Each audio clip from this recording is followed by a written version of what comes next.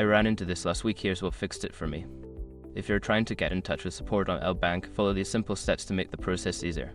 Step 1. Visit the LBank website. Go to the official LBank website. Make sure you are on the correct site to avoid phishing scams. Step 2. Navigate to the support section. Look for the support or help center link, usually found at the bottom of the homepage. This section contains resources and contact options. Step 3. Choose your contact method. Select how you want to reach support. Options may include live chat, email, or a support ticket system. Choose the one that suits you best.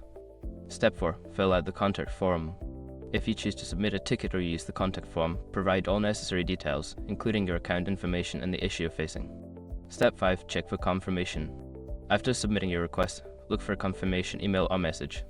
This will often include a ticket number for tracking your inquiry. Remember, response times can vary, so be patient after reaching out. Good luck, and I hope you get the help you need.